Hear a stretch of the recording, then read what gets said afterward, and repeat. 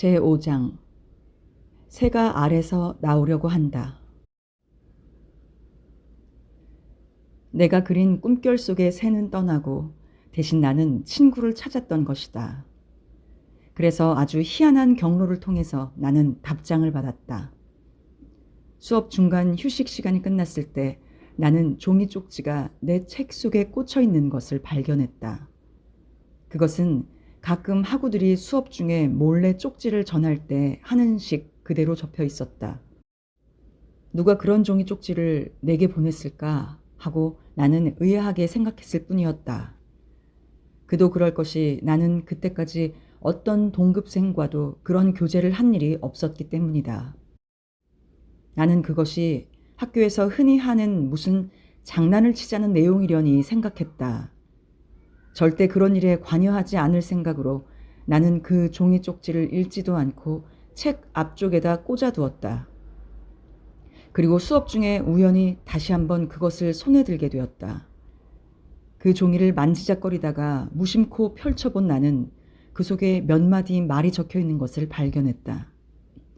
그것을 훑어보며 어떤 말에 주춤하지 않을 수 없었고 난 깜짝 놀라 그것을 다시 읽어보았다.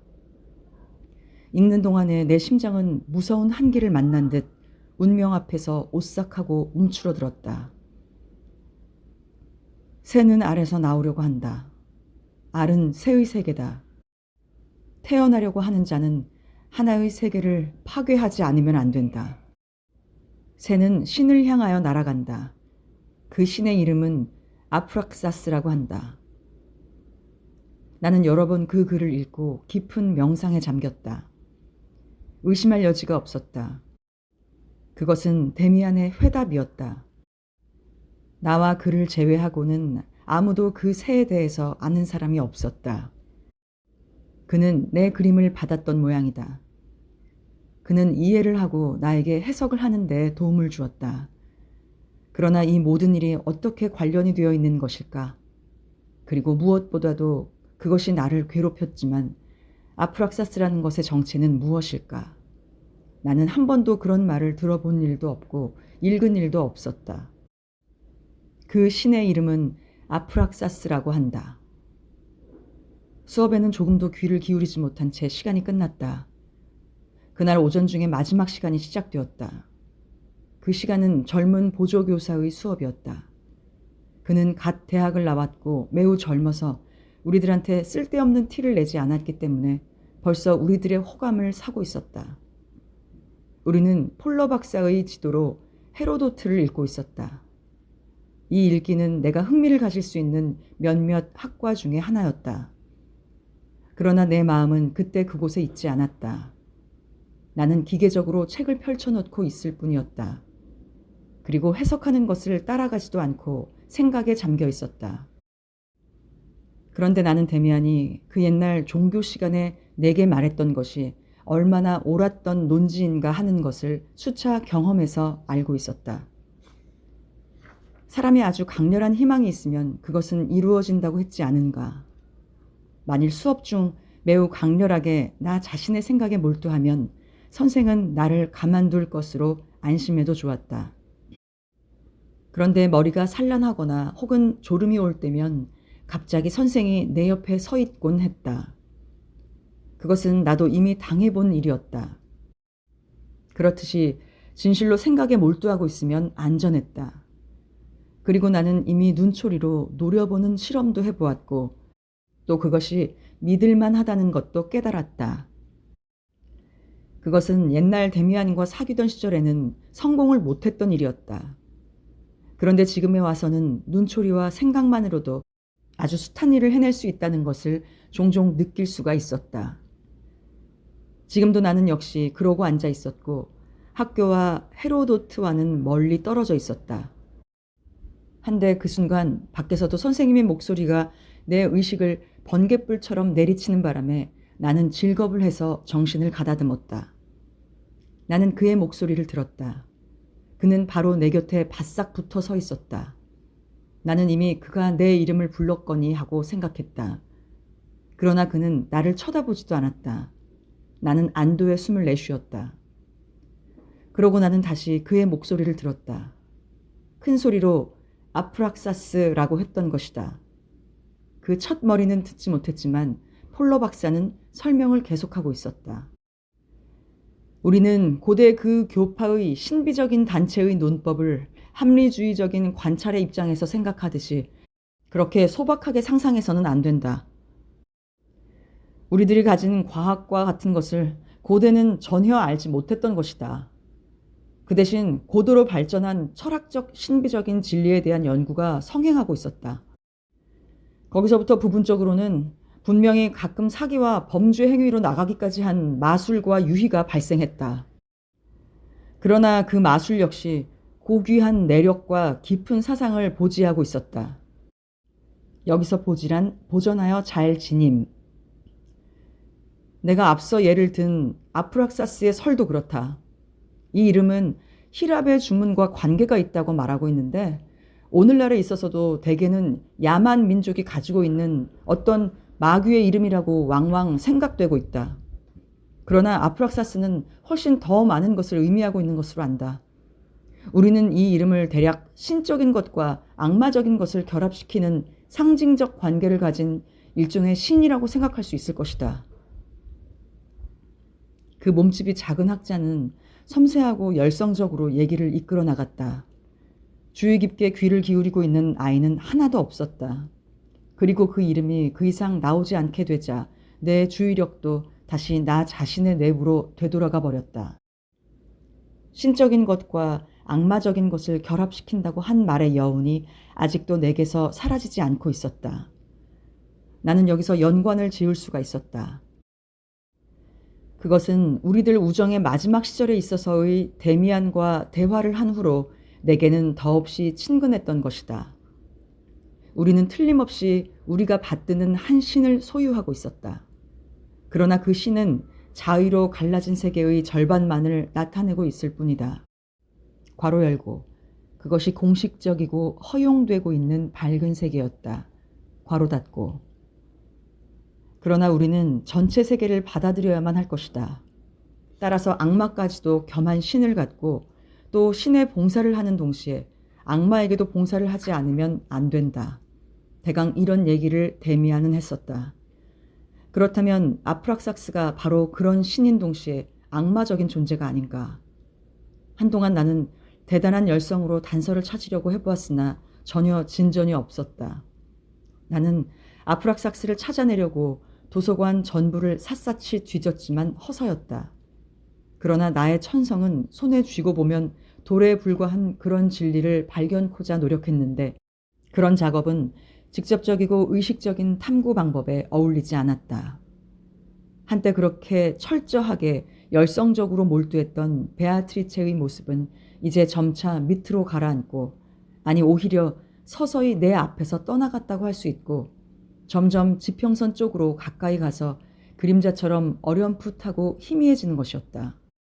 그것은 이미 나의 영혼을 만족시켜주지 못했던 것이다.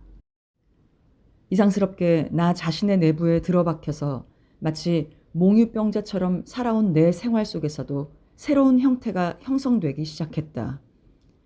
생명에 대한 동경이 아닌 오히려 사랑에 대한 동경과 내가 잠시 베아트리체를 사모함으로써 해소시킬 수 있었던 성적인 충동이 다시 내심에서 꽃을 피우고 새로운 상들과 목표를 갈구하기 시작했다. 하지만 여전히 어떤 충만한 상태도 나타나지 않고 있었다. 그리고 그런 동경심을 속이고 내 친구들이 제 나름의 행복을 찾으려는 소녀들한테서 무엇을 기대한다는 것은 내게는 이제까지보다도 더욱 불가능했다. 나는 다시 많은 꿈을 꾸었다. 그런데 사실 밤보다는 낮에 더 많이 꿈을 꾸었던 것이다. 공상 혹은 소원이 내 마음속에서 치솟고 나를 외부 세계와 단절시켜 놓았기 때문에 나의 주변의 현실적인 일들보다도 내심의 그런 영상들과 꿈과 그림자와 접촉을 가지며 살았다. 어떤 일정한 꿈 혹은 노상 되풀이되는 어떤 환상의 유희가 내게는 중요한 의미를 가지게 되었다. 내 생활에 있어서 가장 중대하고 가장 영향이 컸던 꿈은 대략 이러했다. 즉 나는 내 생각으로 돌아갔었다. 현관문 위에는 푸른 배경 속에 문장의 새가 황금빛으로 찬연히 빛나고 있었다. 집에서는 어머니가 나를 맞아주었다. 그러나 내가 막상 들어서서 포옹을 하려고 하자 그건 어머니가 아니라 그때까지 한 번도 본 일이 없는 사람이었다.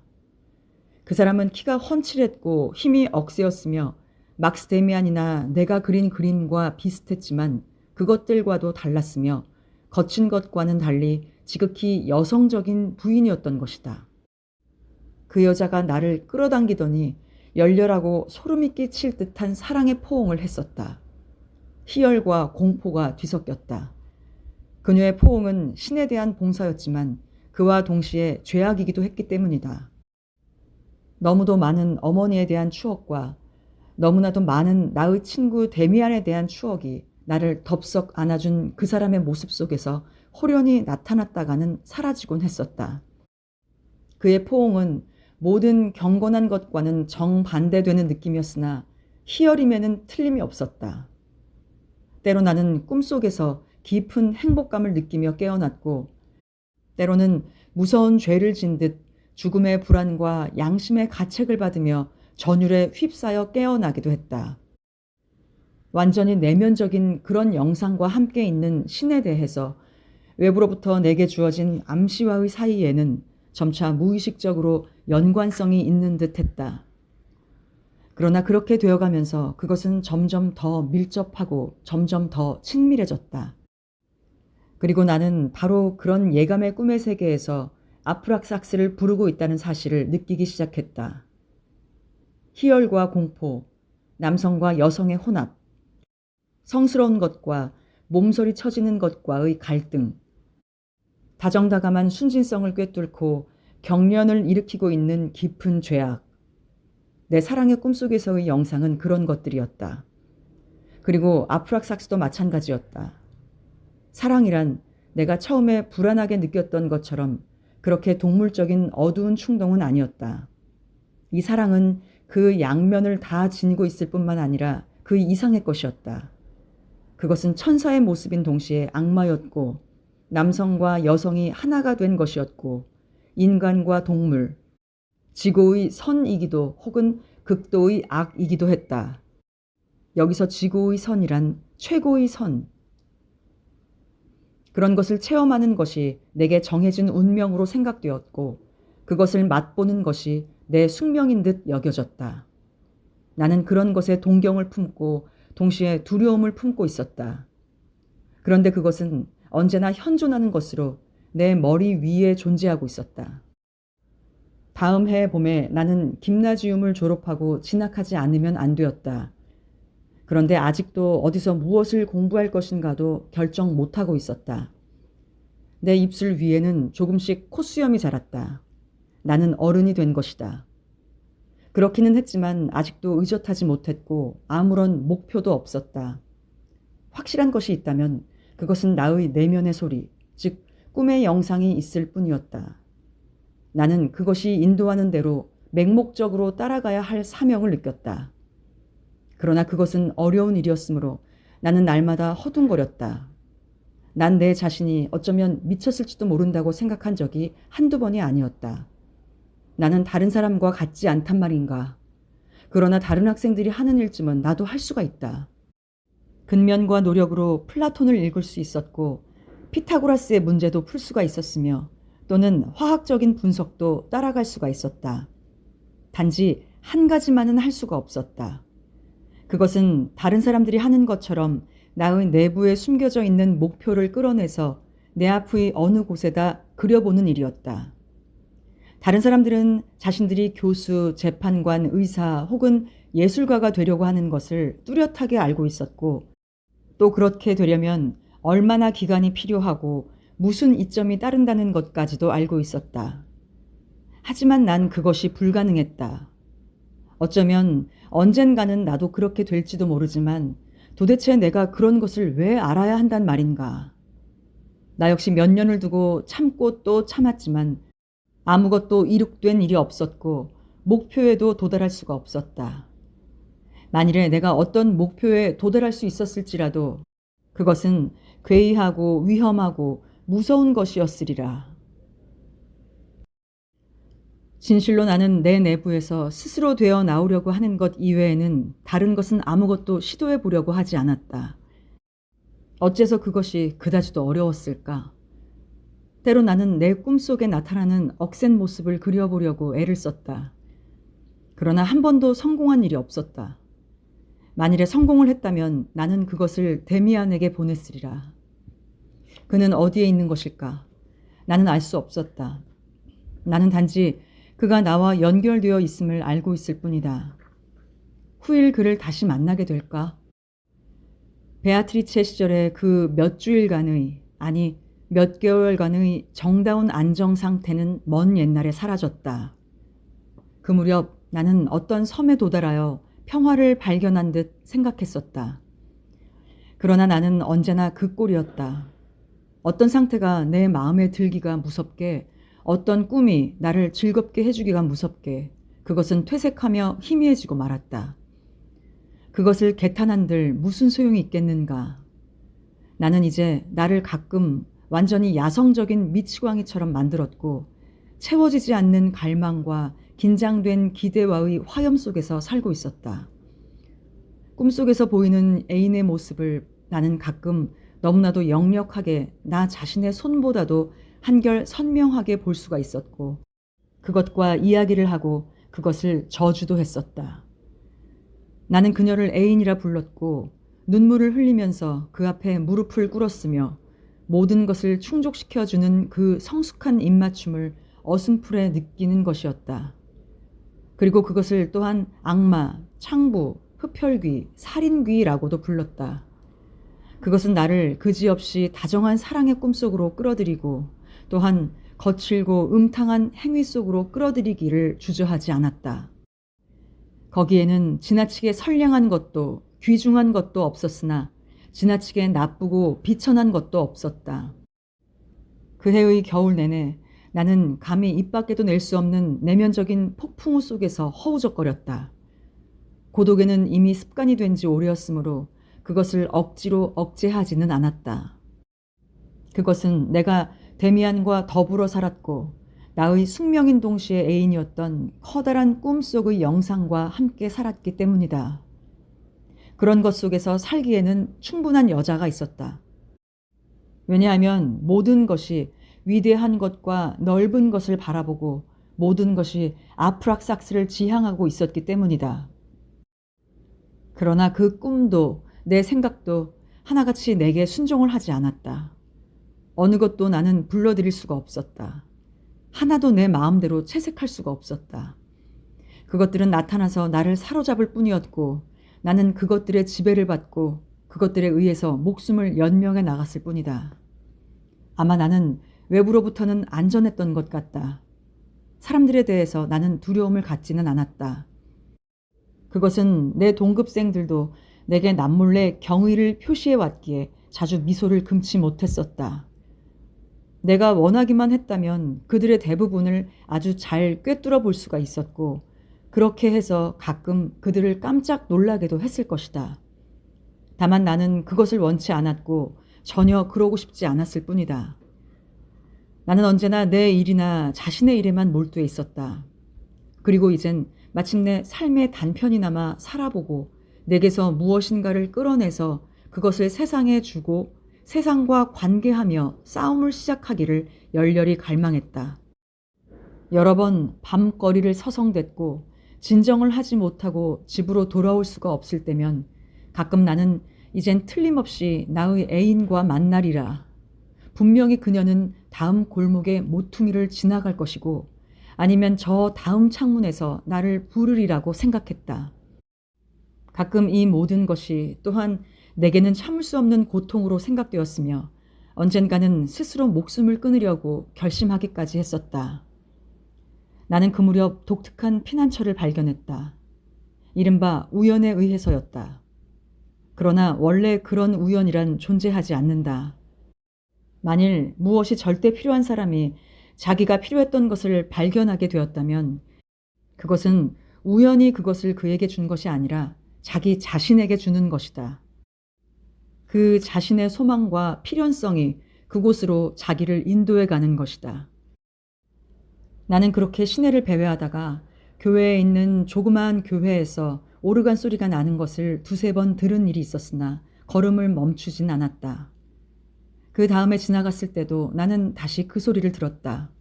그리고 바하의 곡을 연주하고 있다는 것을 알았다. 나는 문으로 가보았지만 그곳은 닫혀 있었다. 골목에는 거의 인기척이 없었기에 나는 교회 곁에 있는 방충석 위에 앉아서 외투에 깃을 치켜 세운 채 귀를 기울였다. 그것은 크지 않았지만 좋은 오르간이었다. 그 소리는 독특하고 의지와 인내심 풍기는 고도로 개성적인 표현으로 연주하고 있었으며 그 표현은 마치 기도와도 같이 들렸다. 거기서 연주하는 사람은 그 음악 속에 보배가 숨겨져 있다는 것을 알고 흡사 자기의 생명을 끌어내려는 듯 그 보물을 끌어내려고 노력하며 애를 쓰고 있는 것이라고 나는 느꼈었다. 기교라는 의미로 볼 때 나는 음악에 관해서 별로 아는 것이 많지 않았다. 그러나 바로 그런 영혼의 표현은 어린 시절부터 본능적으로 이해를 해왔고 음악적인 것은 자명한 것으로 내 마음속에서 울리고 새겨졌던 것이다.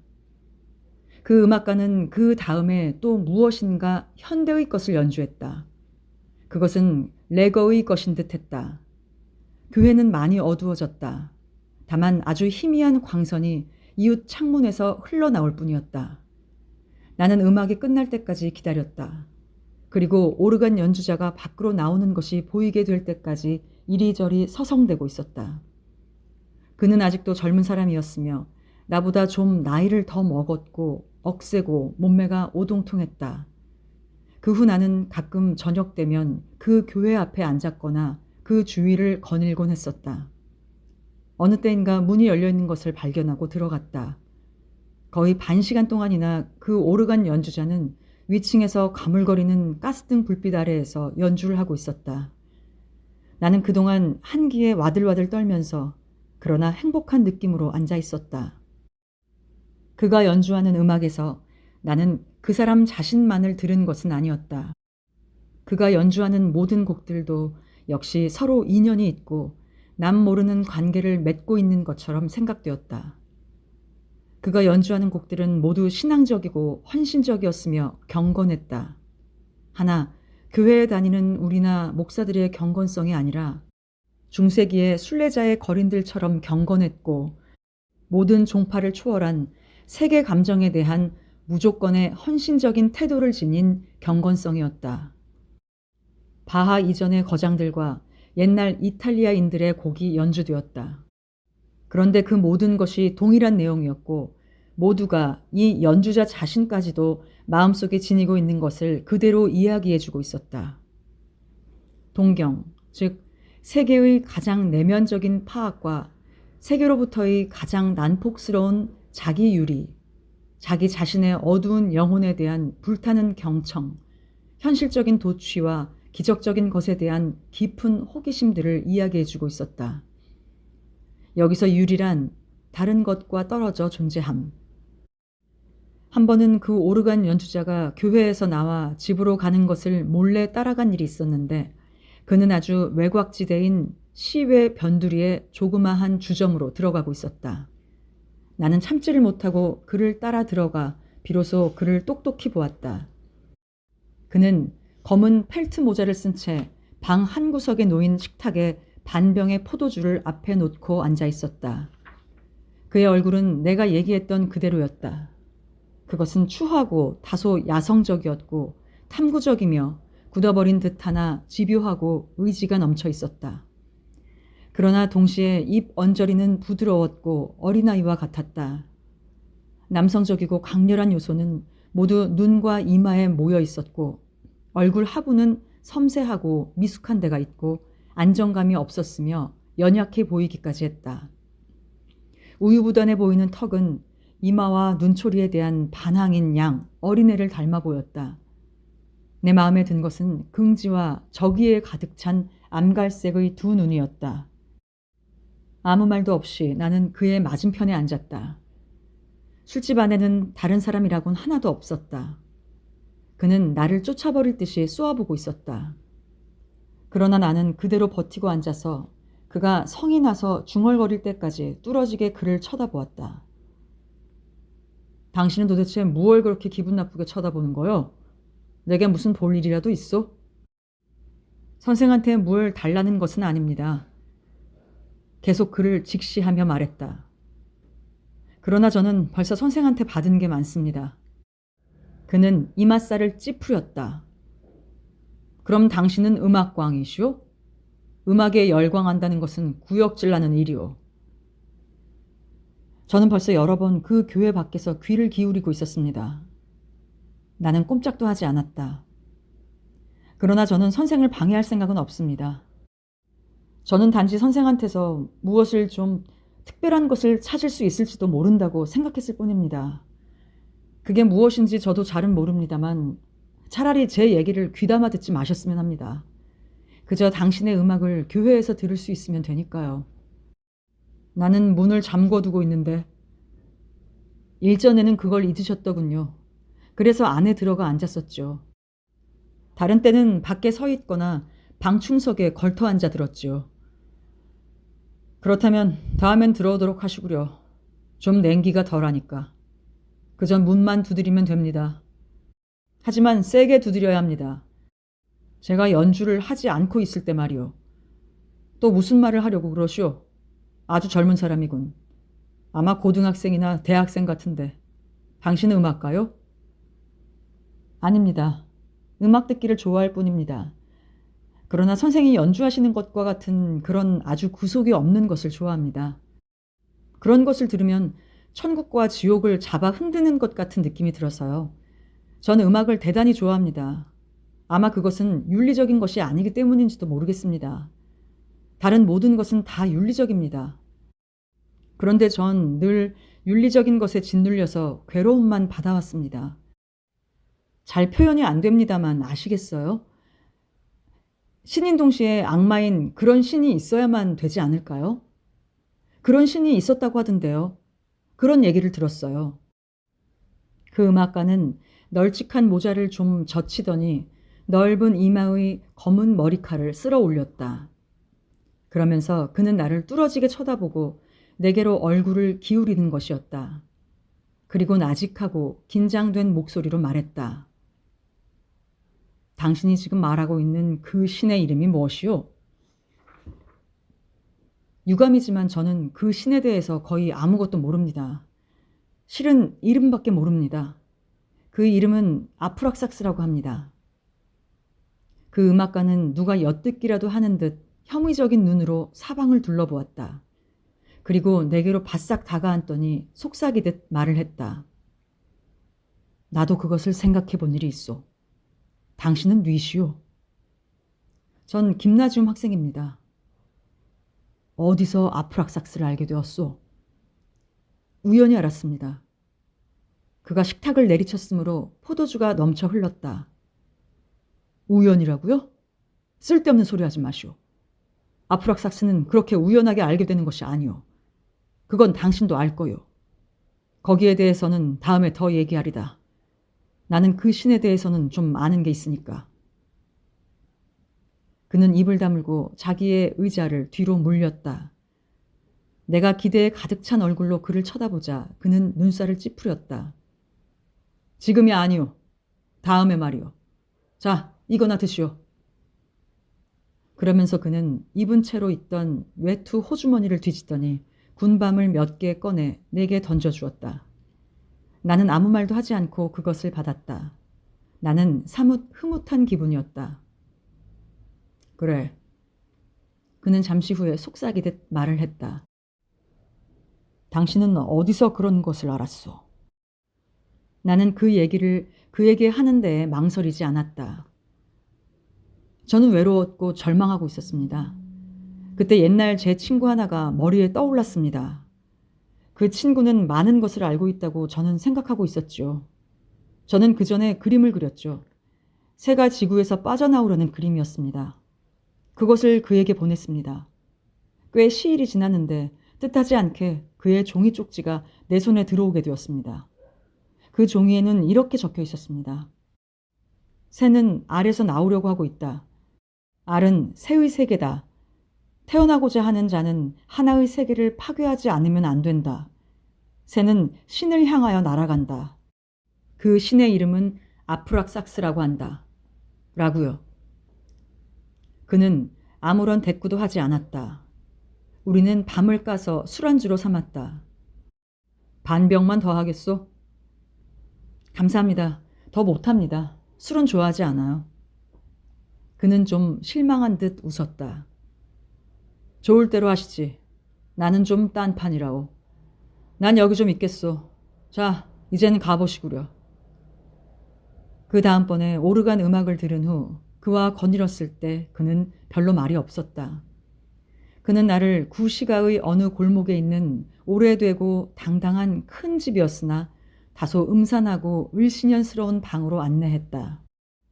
그 방에는 피아노를 제외하고는 음악과 관련된 것은 하나도 없었고 대신 커다란 책장과 책상이 놓여 있어 어딘지 학자적인 분위기를 보여주고 있었다. 참 많은 책을 가지고 계십니다. 나는 눈이 휘둥그레져서 말했다. 일부는 아버지의 서재에서 가져온 곳이오. 난 아버지 댁에서 살고 있었다오. 그렇지, 이봐요. 난 아버지 어머니하고 살고 있긴 하지만 당신을 그분들에게 소개할 수는 없소. 이 집에서는 내가 친구와 사귀는 것을 그리 달갑게 생각해주지 않고 있으니까. 당신도 아시겠지만 나는 타락한 자식이오. 아버지는 대단히 존경받는 분이며 이 고장의 유명한 목사이시고 설교가시라오. 이것으로 당신도 아시게 되겠지만 나도 재능 있고 전도가 유망한 이 집의 아들이었다오. 그런데 타락을 했고 약간 정신도 이상하게 되었단 말이오. 난 신학생이었소. 한데 국가시험 직전에 그 진지한 학업을 포기해버렸단 말이오. 개인적으로 본다면 난 아직도 여전히 그것을 전문으로 하고 있지만 말이오. 한데 사람들이 때에 따라서 어떤 신을 생각해냈는가 하는 것이 여전히 내게는 가장 중요하고 흥미있는 문제가 되어 있어. 그건 그렇고 나는 현재는 음악가인데 아마 멀지 않아 보잘것은 없지만 오르간 연주자로서의 자리를 얻게 될 걸로 믿고 있어. 그렇게 되면 나는 다시 교회에서 일하게 되는 거죠. 나는 책을 쭉 훑어보았다. 조그마한 탁상용 등잔에 희미한 불빛으로 잘 볼 수는 없었지만 히라버, 라틴어, 그리고 헤브라이어의 표제를 볼 수가 있었다. 그동안에 내가 알게 된 그 사람은 어둠 속에서 벽 쪽의 방바닥에 엎드린 채 무슨 일인지 하고 있었다. 그는 잠시 후에 말했다. 이리 오시구려. 이제부턴 철학을 공부합시다. 즉, 입을 봉하고 엎드려서 생각을 하잔 말씀이요. 그는 성냥을 그어서 자기 앞쪽의 벽난로 속의 종이와 나무 토막에다 불을 붙였다. 불길이 높이 치솟았다. 그는 아주 조심스럽게 불을 헤치고 장작을 지피는 것이었다. 나는 그쪽으로 가서 다 해진 양탄자 위에 엎드렸다. 그는 물끄러미 불을 들여다보고 있었다. 그것 또한 내 마음을 끌었다. 우리는 아마 1시간쯤이나 그 날름대는 장작불 앞에 아무 말도 없이 엎드려 있었으리라. 그리고 그것이 활활 타오르고 바스락대고 쓰러지고 하늘하늘 불이 꺼지고 경련을 일으키고 마침내는 조용하게 사그라져서는 밑바닥에 쌓이는 것을 바라보고 있었다. 배화교도 발명품 중에서 제일 어리석은 것은 아닐 것 같군. 여기서 배화교란 불을 신격화하여 모시는 신앙의 총칭, 조로아스터교. 하고 그는 한 번 혼잣말로 중얼댔다. 그 외에는 우리 두 사람은 한마디도 하지 않았다. 나는 멍하니 불을 지켜보고 있었고 꿈과 고요 속에 잠겨 연기 속에 떠도는 형상과 재 속의 형상을 보고 있었다. 나는 깜짝 놀랐다. 내 친구가 관소를 불 속에 집어던지자 자그마하고 가느다란 불꽃이 솟구쳐 올라갔던 것이다. 그런데 나는 그 속에서 누런 유조의 머리를 가진 새를 보았다. 사그라져가는 벽난로의 불 속에서 황금빛의 불에 단 실이 그물처럼 보이고 문자와 가지가지 형상들과 얼굴, 동물, 식물, 곤충, 뱀 등에 대한 추억이 그 속에서 나타나곤 했다. 전신을 가다듬고 옆에 있는 친구를 보니 그는 주먹으로 턱을 괴고 정신없이 그리고 꿈을 꾸듯 잿더미를 뚫어지게 지켜보고 있었다. 전 이제 가야겠군요. 나는 나지막하게 말했다. 그래요. 그럼 가보시오. 또 만납시다. 그는 일어나지도 않았다. 그리고 등잔불이 꺼져 있었기 때문에 나는 간신히 컴컴한 방과 복도와 계단을 지나서 그 저주받은 집을 더듬거려 나왔다. 거리에 나오자 나는 걸음을 멈추고 그 낡은 집을 올려다보았다. 어떤 창문에도 불이 켜져 있지 않았다. 노쇠로 만든 조그마한 문패가 문전에 가스등 불빛을 받아 번뜩거렸을 뿐이다. 피스토리우스 감독 목사. 그 위에는 그렇게 쓰여 있었다. 겨우 집에 돌아와서 저녁을 끝내고 홀로 나의 조그만 방에 앉게 되자 비로소 나는 아프락삭스에 대해서 혹은 그 밖의 일에 관해서 피스토리우스에게서 들은 것이 없다는 것과 도시 10마디의 말도 서로 주고받지 않았다는 것을 불현듯 깨달았다. 하지만 나는 그의 집을 방문한 것이 여간 만족스럽지 않았다. 그리고 그는 다음에는 옛날 오르간 음악 중에서도 가장 뛰어난 북스테우데의 파사카리아를 들려주기로 약속했던 것이다.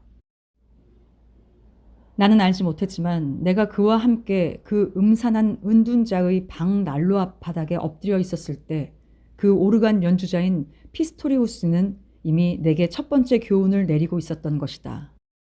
불을 들여다보았다는 것은 유익한 일이었다. 그것은 늘 내가 간직하고 있기는 했지만 한 번도 제대로 돌본 일이 없는 나의 내부에 애착을 강하게 해주고 확인해 주었던 것이다. 부분적으로나마 나는 차차 그것이 분명해졌다. 나는 어린 시절에 이미 자연의 괴이한 모습을 바라보는 버릇을 가졌었다. 그것은 그 모습을 관찰하는 것이 아니라 그것이 가진 독특한 요술과 그런 것이 지닌 까다롭고 깊은 언어에 몰두한 것이었다. 길게 뻗쳐 나무처럼 되어버린 나무 뿌리, 암석의 아롱진 무늬, 물 위에 뜬 기름 자국, 유리의 균열, 그런 유사한 것들이 가끔 내게는 커다란 매력을 느끼게 했다. 특히 물과 불, 연기, 구름, 먼지, 그리고 내가 눈을 감았을 때 보이는 빙빙 매물 도는 빛깔의 무늬가 그랬다.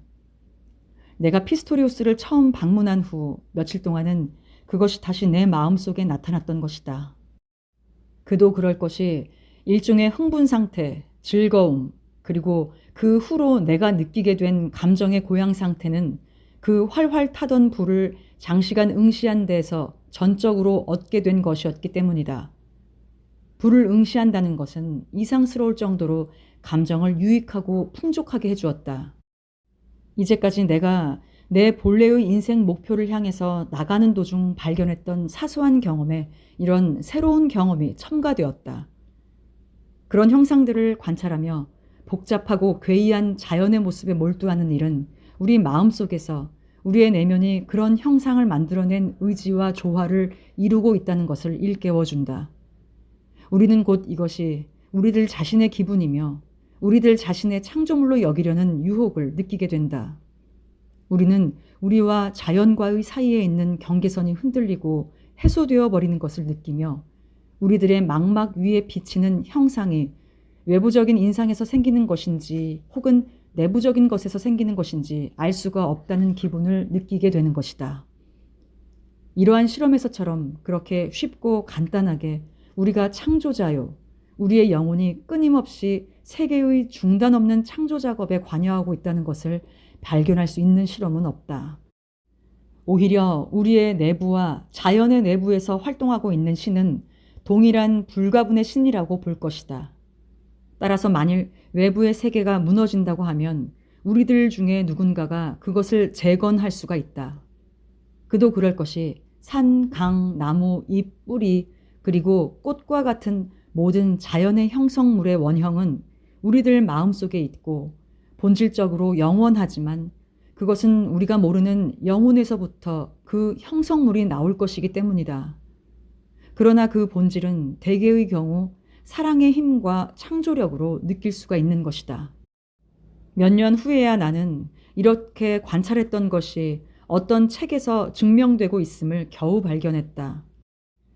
즉, 레오나르도 다빈치의 책에서였지만 그는 거기에 사람들이 마구 침을 뱉은 담벼락을 바라보는 일은 충분히 그리고 깊은 흥미의 대상이 될 수 있다고 했었다.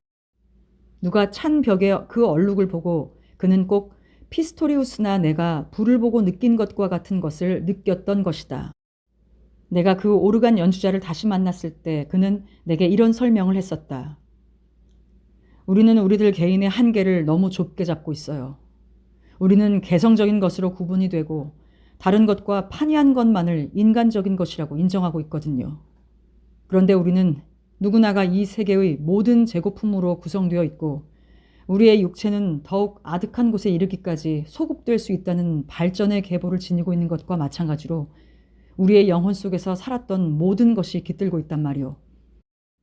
여태까지 존재했던 모든 신들과 악마들이 그것이 설사 히라빈의 것이든 혹은 중국인의 것이건 혹은 줄루 카페르인의 것이든 간에 모두가 가능성과 소망으로 그리고 방편으로 우리들 내부에 함께 존재하고 있고 현존하고 있거든요. 만일 인류가 조금도 교육을 받지 못한 꼭 한 명의 평범한 재능을 갖고 태어난 아이만을 남겨놓고 다 멸망해 버린다고 한다면 그 아이는 사물 전 과정을 다시 찾아낼 수 있을 거요. 그 애는 모든 신들, 악마들, 낙원, 계명과 금지 조항, 신구약 성서 등의 모든 것을 다시 창조해 나갈 수가 있을 것이오. 나는 반대 의견을 말했다. 네, 좋습니다만 그렇다면 도대체 어디에 개인의 가치가 있는 것일까요? 우리의 내부에 이미 모든 것이 완성되어 있다면 무슨 이유로 우리는 여전히 노력을 하고 있는 것일까요? 잠깐 하고 피스토리우스는 달아오른 얼굴로 격렬하게 소리쳤다. 당신이 단순히 자기의 내면 세계를 갖고만 있느냐 아니면 그것을 의식도 하고 있느냐는 것은 판이한 일입니다. 미친놈이 플라톤을 연상시키는 그런 사상을 창조하는 수도 있을 것이고 헤른후트파의 학교에 다니는 어리고 경건한 학생이라도 그노시스파나 혹은 조로아스터교에서 볼 수 있는 깊은 신화적인 연관성을 창조적으로 생각해낼 수도 있을 것이오. 하지만 그들은 그런 것에 대해서 아무것도 의식을 못하고 있는 거요. 그들이 그것을 의식하지 못하는 한에는 그들은 한 그루의 나무에 지나지 않고 돌과 같고 기껏해야 짐승에 불과하지요. 그러나 인식의 불꽃이 번쩍 빛나는 순간 그들은 이미 인간이 되는 겁니다. 물론 당신은 저 거리에서 돌아다니는 모든 두 발 달린 족속들을 단순히 그들이 똑바로 서서 다니고 자식을 9달 동안 뱃속에 넣고 다닌다고 해서 인간이라고 생각하진 않을 테지요. 그들 중에 얼마나 많은 부류가 물고기나 양이나 벌레가 아니면 거머리인가 말이요. 그리고 또 얼마나 많은 부류가 개미가 아니면 벌인지는 당신도 아실 테지요. 한데 그들 각각에게는 인간이 될 가능성은 있어요. 하지만 그것은 자신이 그것을 예시하고 어느 부분이라도 그것을 의식에 넣을 수 있을 때 그 가능성은 그 자신의 것이 됩니다. 대략 우리들의 대화는 이러한 종류였다. 그 대화가 내게 완전히 새롭고 아주 경탄할 만한 경지를 준 것은 아니었다. 그러나 모든 대화들은 가장 평범한 이야기라 해도 똑같이 나의 내면의 어느 부분을 살포시 그리고 계속해서 망치로 연타해 주었다. 그 모든 것이 나의 형성과 내가 허물을 벗고 알을 깨뜨리고 나오는 과정을 도와주었다. 그리고 대화가 거듭될 때마다 나의 두 뇌는 조금씩 열리게 되었고 이전보다 더욱 자유롭게 되었으며 마침내는 내 황금색 빛깔의 그 아름다운 매의 머리를 균열하고 나와 껍질 밖의 비상세계로 조금씩 내밀어졌던 것이다. 우리는 서로 자주 각자의 꿈 이야기를 나누기도 했다. 피스토리우스는 꿈을 해석할 줄 알았다. 지금 막 기억에 떠오른 한 가지 놀라운 예를 든다면 이렇다. 내가 꿈을 꾸었다. 그 꿈 속에서 나는 날 수가 있었다. 그것은 내 마음대로 조절되지 않는 커다란 비약으로 공중에 내동댕이 치듯 떠오른 것이다. 그러한 비상의 감각은 상쾌했다. 하지만 내 스스로 원치 않았는데도 공중 높이 불안스럽게 솟구치는 것을 보자 조금씩 걱정이 되었다. 그러나 나는 상승과 낙하를 호흡의 정지와 발산으로 조절할 수 있음을 발견해내고 마음을 놓았다. 그 꿈에 대해서 피스토리우스는 이렇게 설명을 했었다. 당신을 날 수 있게 만든 그 비약은 누구나가 다 지니고 있는 우리 인간으로서의 커다란 특전이 아닐까요? 그것은 모든 힘의 근원과 연관된 감정입니다. 그러나 그럴 때는 누구나 다 불안해지기 마련입니다. 아주 위험하니까요. 그렇기 때문에 대개의 인간은 기꺼이 날개를 단념하고 규범의 제도에 따라 보도를 걸어가는 것을 선택합니다. 한데 당신은 그게 아니죠. 당신은 꿈을 지닌 청년답게 계속 날고 있는 것입니다. 그런데 보시오. 당신은 거기서 기적을 발견하게 되었고 점차 그것을 마음대로 할 수가 있게 되고 당신을 휩쓸어간 크고도 보편적인 힘에 대해서 섬세하고 거기에 충분하지 않는 자신의 힘이 기만되고 조종타가 되고 있음을 발견하고 아주 신기하게 여기죠. 정말 희한한 일입니다. 그것이 없으면 가령 미친 사람이 그렇지만 알맹이가 없는데도 공중으로 날아가는 결과가 됩니다. 그런 이들에게도 보도를 거니는 것보다는 더욱 심오한 예감이 부여되고 있습니다. 하지만 그들은 스스로 해명할 아무런 열쇠도 조종력도 보유하고 있지 않아서 바닥도 모르는 심연으로 처박히고 맙니다. 그러나 당신은 말이오, 싱클레어. 당신은 그 일을 해낼 수 있습니다. 한데 뭐라고요? 당신은 아직도 그걸 잘 모르겠다고요. 당신은 그걸 새로운 기관, 호흡, 조절기를 가지고 해내고 있거든요. 그리고 당신의 영혼이 그 밑바닥에 들어가면 이제는 개인적인 것이 아니다라는 점도 아시겠죠. 즉 당신이 그런 조절기를 발명한 것은 아니죠. 그것은 완전히 새로운 것은 아닙니다. 그것은 빌려온 물건과 같고 수천 년 전부터 이미 존재하고 있던 것입니다. 그것은 물고기의 평형기관인 불에지요. 그런데 이 불에가 일종의 폐의 역할도 겸하고 경우에 따라서는 그게 사실 호흡을 도울 수 있는 그런 어류도 있는데 그것은 소수긴 하지만 실제 오늘날에도 존재하고 있습니다. 그러나 그것은 당신이 꿈속에서 날 때 불에로 사용했던 폐와 꼭 같은 것이지요. 그는 내게 동물학 책을 가져다 보여주기까지 했다. 그것은 고색 창연한 물고기의 이름과 그림이 들어있는 것이었다.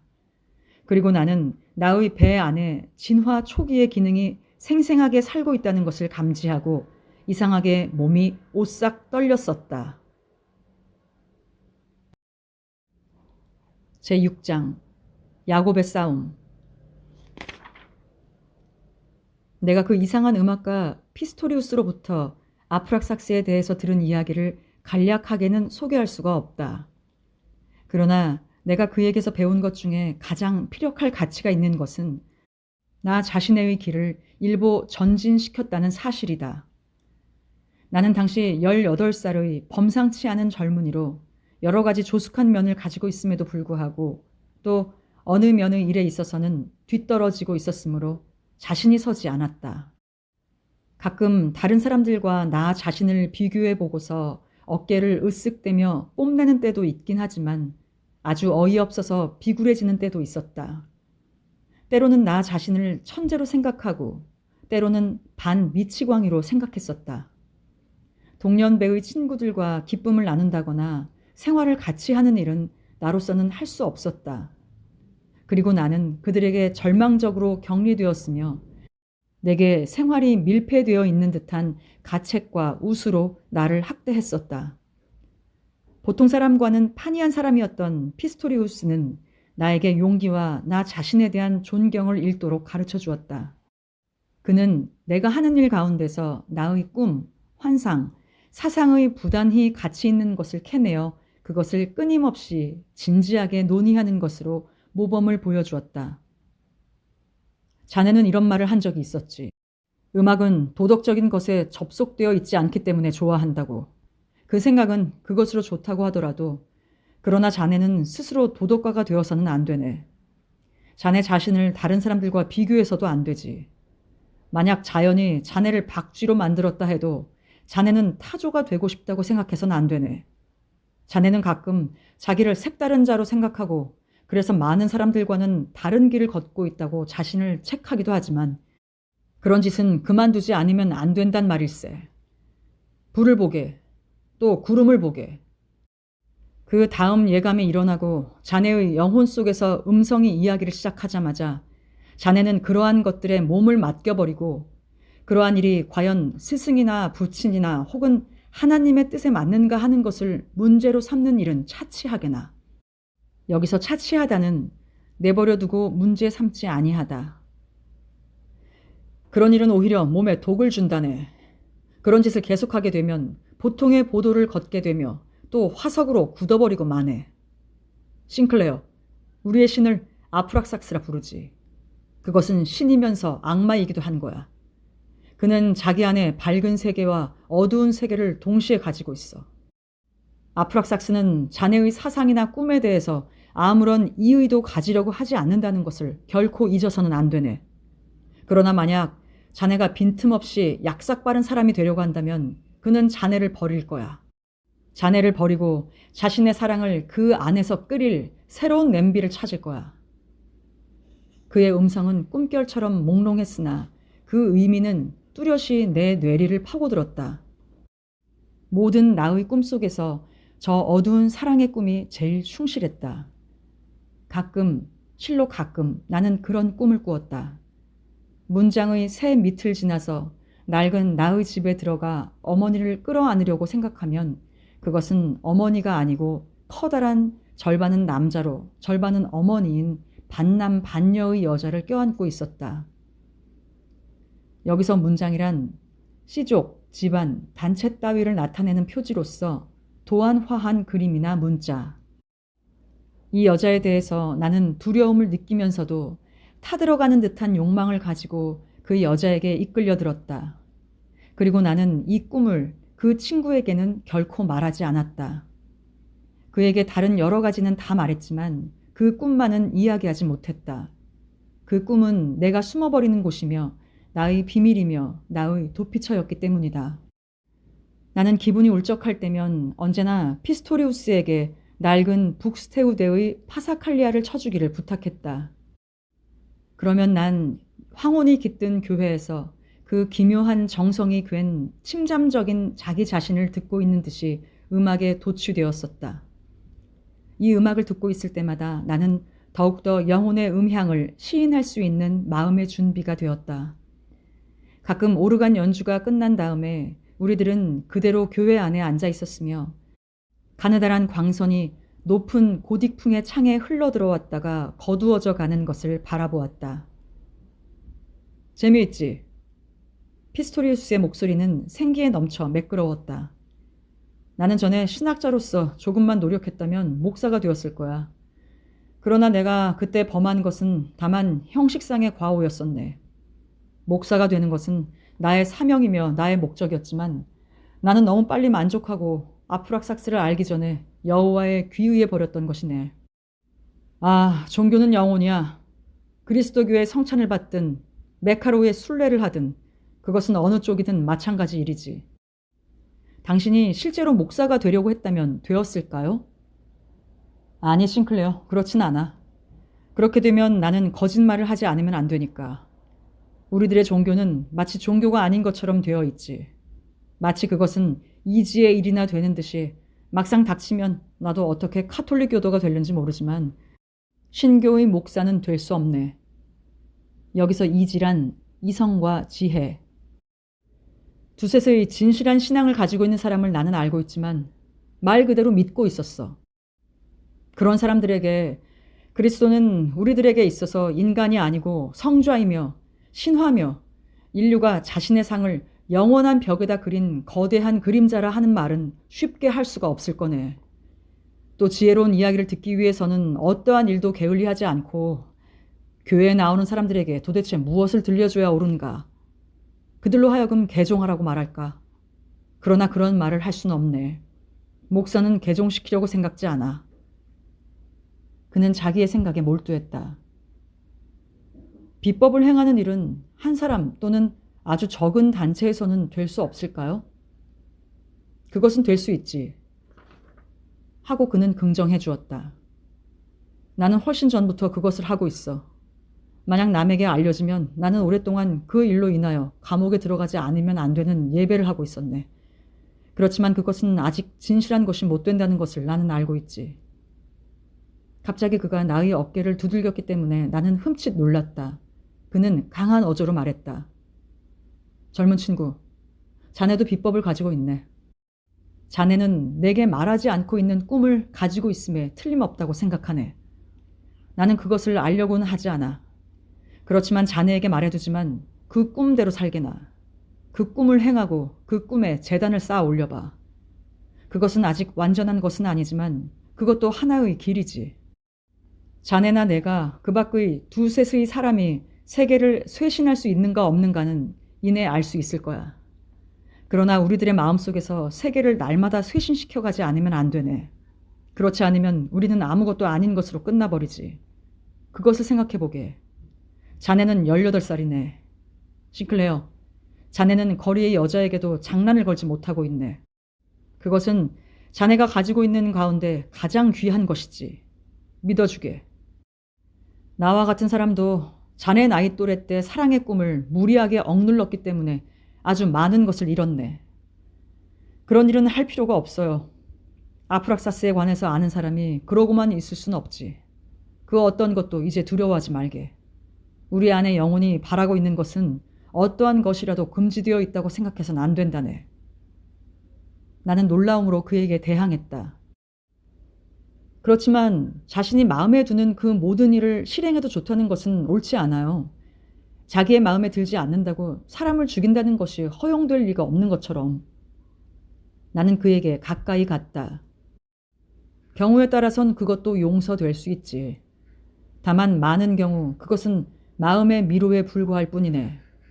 나 역시 자네의 마음에 떠오르는 것을 모두 시원스럽게 실행하라고 권하지 않네. 그것은 충분한 의미를 가지고 있는 생각을 내던져버리고 거기에 도덕적인 이론을 반죽해서 못쓰게 하지 말라는 이야기네.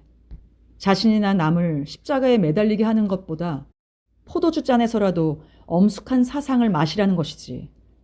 그래야 그때 희생의 비법도 고찰할 수 있게 되네. 그렇지 않으면 그런 유혹을 자신의 본능이나 존경과 사랑을 가지고 취급할 수도 있네. 그렇게 하면 그것들은 자기가 가지고 있는 의미를 나타낼 것이네. 실상 그것들은 모두 의미를 가지고 있지. 또 언젠가는 자네가 극도로 미칠 듯한 일, 깊은 죄를 생각해낸다면 말이네. 싱클레어, 만약 자네가 누구를 죽인다든지 여자에게 무슨 추잡하게 짝이 없는 일을 하고 싶다고 생각할 경우에 그것은 자네 속에 깃들어 있는 아프락삭스가 그런 공상을 하고 있다는 증거지. 그것을 생각해보게. 자네가 죽이고 싶다고 생각하는 인간은 물론 누구라고 결정한 인간이 아니라 그것은 다만 가설에 지나지 않네. 우리가 어떤 인간을 증오할 경우 우리는 다만 그의 모습을 빌어서 우리 자신 속에 존재하고 있는 그 무엇인가를 증오하고 있는데 지나지 않지. 우리 내부에 없는 것은 결코 우리를 흥분시키거나 자극을 주지 않으니까. 피스토리우스가 일찍이 이렇게 내 마음속에 숨겨져 있는 깊은 곳까지 들여다본 적은 없었다. 그러나 가장 힘있게 그리고 이상하게 나를 감동시킨 것은 그 충고가 몇 해 동안이나 내 마음속에 남아있던 데미안의 말과 너무도 똑같은 울림을 가지고 있는 것이었다. 그들은 조금도 서로 아는 사이가 아니었다. 그런데도 두 사람은 내게 똑같은 말을 하고 있었다. 우리가 눈으로 보는 사물은 즉 우리의 심중에 있는 사물이네. 우리가 마음속에 가지고 있는 것 이외에는 아무런 현실도 없네. 때문에 많은 사람들은 외부의 상을 가지고 그 사상을 현실로 생각하고 자기 자신의 내부의 세계에는 발언권을 주지 않기 때문에 비현실적인 생활을 하고 있네. 그래서 사람들은 행복할는지 모르겠지만 그러나 한번 다른 면을 알게 되면 사람들은 그곳으로 가고 자신의 길을 가려고 하는 생각은 하지 않게 되네. 싱클레어, 많은 사람들이 가는 행로는 쉬울지 모르지만 우리들이 가는 길은 험난하네. 그렇지만 가보지 않으려나? 며칠 후 나는 그를 기다리는데 2번이나 허탕을 쳤다. 그리고 밤 늦게서야 골목에서 술에 취해 비틀거리는 걸음으로 걸어오는 그와 마주쳤다. 나는 말을 걸 생각을 하지 않았다. 그는 나를 알아보지 못하고 옆을 지나쳐 갔다. 줄곧 보이지 않는 어두운 구름을 쫓아가듯 고독한 눈동자로 앞만 지켜보며 걸었다. 나는 다음 길모퉁이 끝까지 그의 뒤를 따랐다. 그는 눈에 보이지 않는 쇠줄에 끌려가는 사람처럼 정상이 아닌 걸음걸이로 유령처럼 앞으로 가고 있었다. 나는 슬픔을 참으며 집으로 돌아왔다. 풀 수 없는 오묘함을 안고. 그는 그렇게 자기 내부의 세계를 새롭게 해가고 있군. 나는 이렇게 생각했지만 그 순간에 그것은 저속한 도의적인 사고방식이라고 느꼈다. 내가 그의 꿈에 대해서 무엇을 알고 있단 말인가. 그는 주정을 하면서도 전전긍긍하는 나보다는 더 착실한 길을 걷고 있지 않나 말이다. 수업 중에 휴식 시간이면 나는 내가 한 번도 눈여겨본 일이 없는 한 동급생이 내게 접근하고자 애를 쓰고 있는 것을 알았다. 그는 키가 작고 연약해 보이는 야윈 아이였고 붉은기가 도는 엷은 금발 머리칼을 가지고 있었다. 그의 눈초리와 태도에는 어떤 독특한 점이 있었다. 어느 날 저녁 때 집에 돌아오는 길에 난 그가 골목에 서 있는 것을 보았다. 나는 그냥 앞을 지나쳐 왔는데 우리 집 현관 앞에 닿을 때까지 그는 계속 내 뒤를 따라오고 있었다. 내게 무슨 볼 일이 있어? 나는 물었다. 그저 자네하고 한번 얘기를 하고 싶어서. 그는 기어들어가는 목소리로 수줍게 말했다. 나하고 잠시 산책을 하지 않겠니? 나는 그를 따라 나섰다. 그는 몹시 흥분하고 기대에 부풀어 있는 듯 손까지 부들부들 떨고 있었다. 자네는 강신술을 하지? 여기서 강신술이란 기도나 주문을 외워 신이 내려와 붙게 하는 술법. 그는 아주 당돌한 어조로 물었다. 아닐세, 크나우어. 어림도 없는 소리야. 어째서 그런 생각을 하게 됐지? 나는 빙긋이 웃으면서 대답했다. 그럼 접신술자지? 그것도 아니야. 그렇게 숨기지 말게. 난 자네에게 어떤 특이한 점이 있다는 것을 잘 알고 있네. 자네의 두 눈에 그게 쓰여 있는 걸. 자네가 신령과 접촉하고 있다는 것을 나는 단단히 믿고 있어.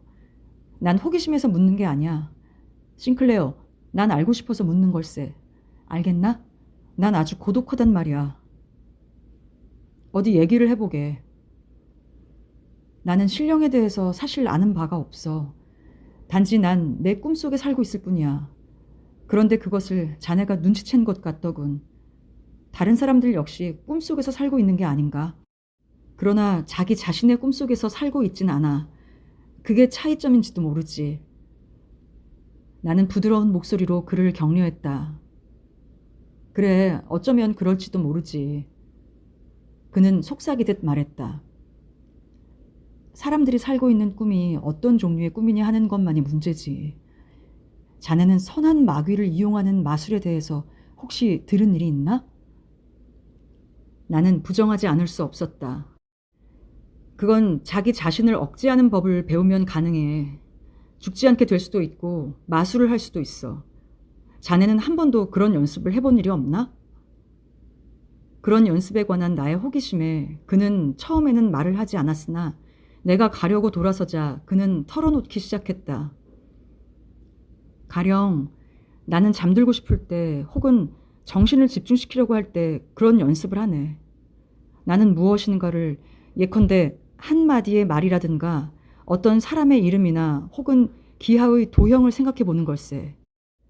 그리고 그것을 될 수 있는 대로 골똘히 마음속에서 생각하고 끝내는 그것이 머릿속에 이미 존재하고 있는 것처럼 느끼게 될 때까지 그것을 내 머릿속에다 그려보고자 노력을 하는 것일세. 그 다음에는 속으로 느끼게 되거든. 그리고 내가 그것으로 가득 차게 될 때까지 계속하면 되네. 그러면 나는 확고부동하게 되고 더는 나를 그런 안정 상태에서 끌어낼 수가 없게 된단 말일세. 나는 그가 무슨 생각을 하고 있는지에 관해서 어느 정도 이해를 했다. 그러나 아직도 가슴에 무엇인가 숨기고 있다는 것도 느낄 수 있었다. 그는 이상하게 흥분하고 있었고 성급했다. 나는 질문을 쉽게 하려고 애썼다. 그러자 그는 곧 자기의 관심사를 털어놓기 시작했다. 자네도 역시 절제를 하고 있나? 그는 불안한 표정으로 물었다. 그건 무슨 뜻이지? 성적인 것을 말하는 것인가? 그래, 나는 2년 전부터 절제를 하고 있어. 그 교리를 알게 된 후부터지. 그 전에는 자네도 알다시피 나는 방탕한 짓을 하고 다녔네. 그럼 자네는 한 번도 여자 곁에 가본 일이 없나? 없어. 나는 아직 알맞는 여자를 발견하지 못했네. 그럼 알맞다고 생각되는 여자를 발견만 하면 그 여자하고 같이 자겠나? 그럼 물론이지. 그 여자가 반대만 하지 않는다면 말일세. 나는 좀 조롱하는 투로 말했다. 아, 그렇지만 그러면 자네는 그릇된 길을 밟는 걸세. 내면적인 힘은 단지 철저하게 금욕 상태를 지속시킬 수 있을 때에만 형성될 수가 있어. 나는 2년 동안이나 그것을 실행했네. 2년하고 1개월이 좀 넘었어. 그것은 여간 어려운 일이 아닐세. 번번이 더 이상 지탱할 수가 없을 지경이었으니까. 이봐, 크나우어. 난 금욕이 그렇게 굉장히 중요하다고 생각진 않아. 나도 알아. 그는 말을 가로막았다. 모두 그렇게 말하고 있지. 그러나 자네가 그런 말을 할 줄은 몰랐네. 보다 더 높은 정신적인 길을 걷고자 하는 사람은 순결을 지켜야 되지 않을까? 무조건 말이야. 그래, 그럼 그렇게 하게나. 하지만 나는 어째서 자기의 성을 억제하는 사람이 다른 사람보다 더욱 순결하다는 것과 꿈속에서까지도 배제할 수 있는지 모르겠어. 그는 절망적인 눈초리로 나를 쳐다보았다. 아니, 그러지는 못하지. 제기랄. 하지만 그럴 수밖에 없겠지. 난 밤마다 나 자신한테도 말하지 못할 그런 꿈을 꾸지. 이봐, 그건 무서운 꿈일세. 나는 피스토리우스가 나한테 한 이야기를 생각했다. 그러나 아무리 내가 그의 말을 타당하다고 느꼈어도 나는 그 이야기를 전해줄 수는 없었고, 그리고 나 자신의 체험을 통해서 얻은 것도 아니고 또 나 자신이 준수하고 있다고는 아직도 느낄 수 없었기에 그런 충고를 할 수는 없었다. 나는 말문이 막혔다. 그리고 그 누가 나의 충고를 구하고자 하는데 그에게 충고를 해줄 수가 없는 것을 굴욕으로 느꼈다. 나는 온갖 시험을 다 해보았지. 크나우어는 내 곁에 서서 한탄하듯 말했다. 나는 사람이 할 수 있는 일이라면 냉수욕도 해보고 눈으로 온몸을 비벼보기도 하고 체조와 다른 박질도 해보았어. 그런데 그런 것은 아무 소용도 없었어. 매일 밤마다 생각조차도 해서는 안 되는 그런 꿈에서 깨어나곤 해. 한데 무서운 일은 그것으로 해서 차츰 내가 정신적으로 배웠던 모든 것을 다시 잃어가고 있다는 사실이야. 나는 이제 정신을 집중시킬 수도 없고 혼자서 잠들 수조차 없게 되었고 때로는 하룻밤을 꼬박 뜬 눈으로 새우기도 하네. 난 이제 이 이상 더 지탱할 수가 없어.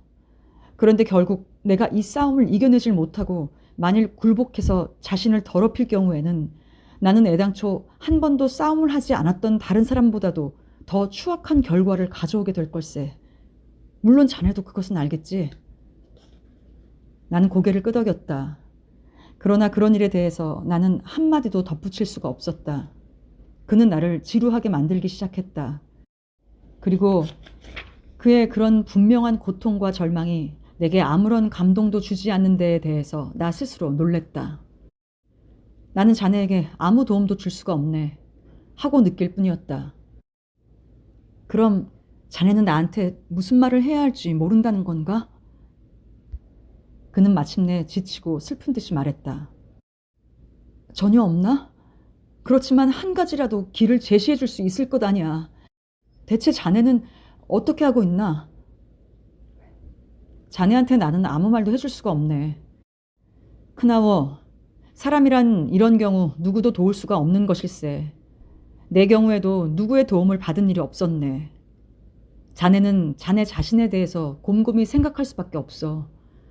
그 다음 자네 본질에서 실제로 우러나오는 바를 행할 수밖에 없는 거야. 다른 방도라고는 없네.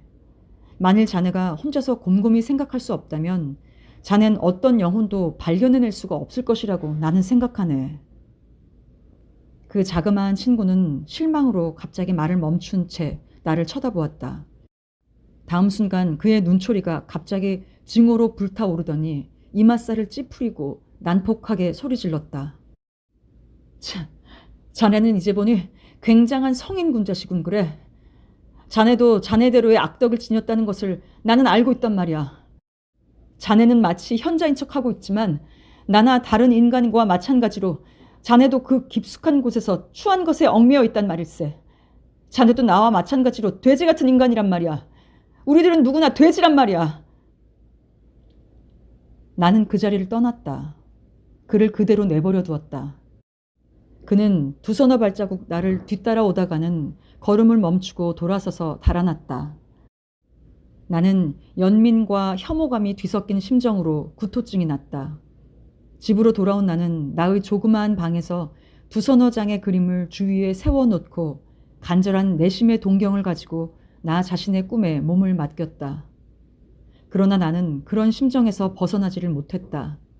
그림을 보자 당장에 내 꿈은 되살아났다.